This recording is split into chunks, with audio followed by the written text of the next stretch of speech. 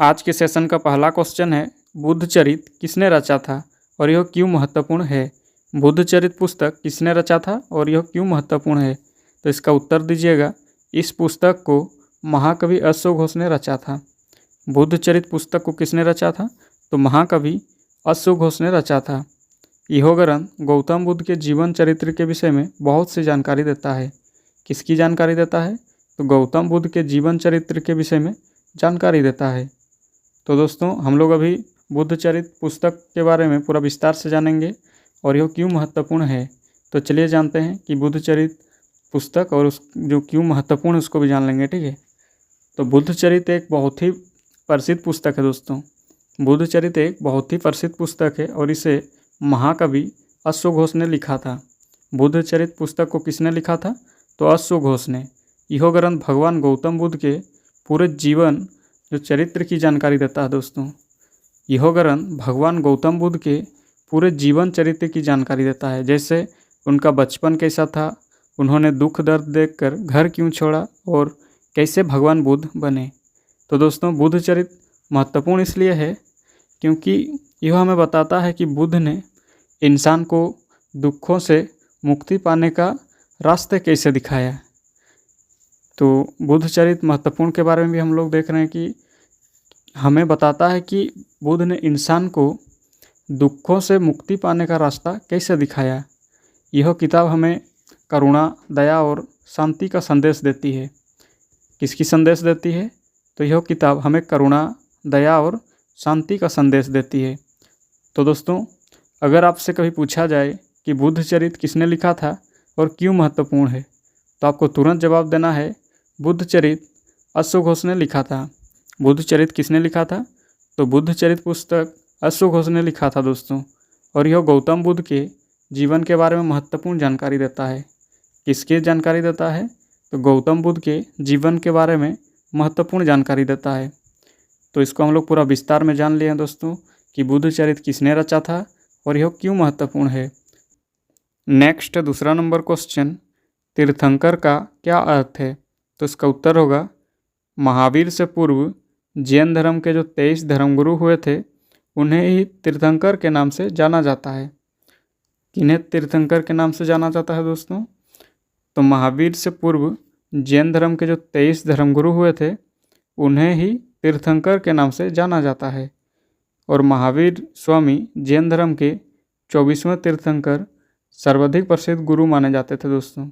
कौन सर्वाधिक प्रसिद्ध गुरु माने जाते थे, तो जैन धर्म के 24वें तीर्थंकर यानी कि महावीर स्वामी।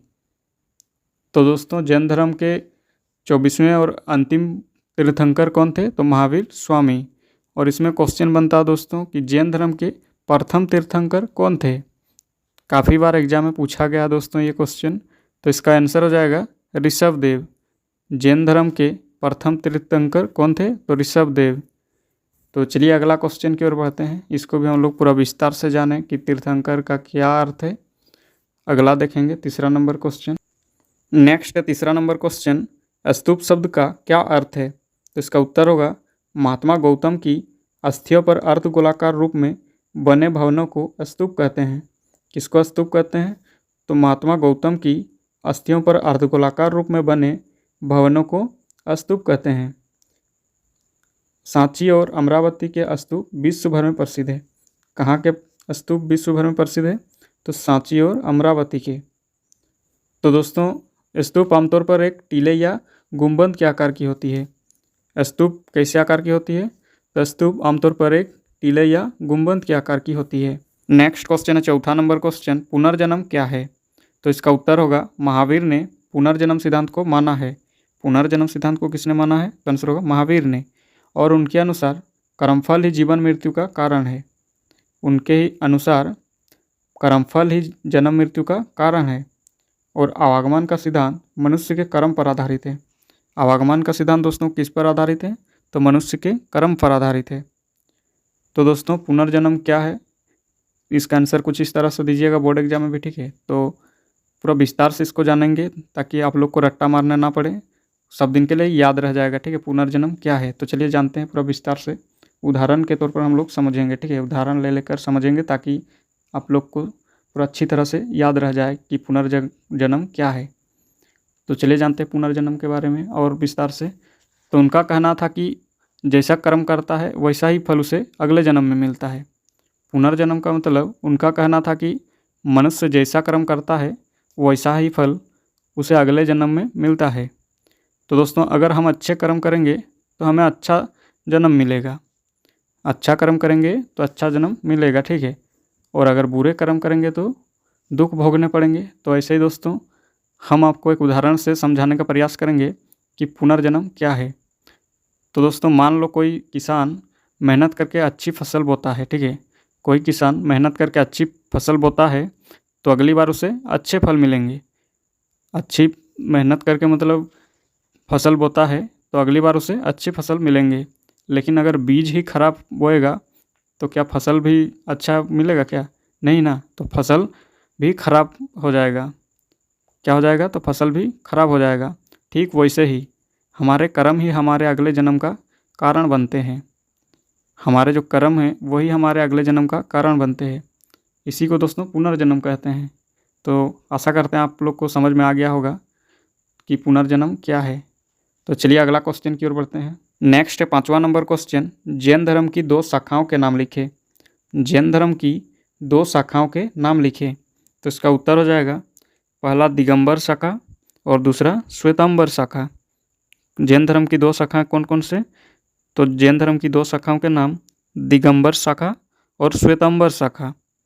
तो चलिए अगला क्वेश्चन की ओर बढ़ते हैं। अगला है 6वां नंबर क्वेश्चन। तो 6वां नंबर क्वेश्चन में है, महापरिनिर्वाण से आप क्या समझते हैं? महापरिनिर्वाण से आप क्या समझते हैं? तो इसका उत्तर होगा बौद्ध धर्म के अनुसार निर्माण इसी जन्म में प्राप्त किया जा सकता है।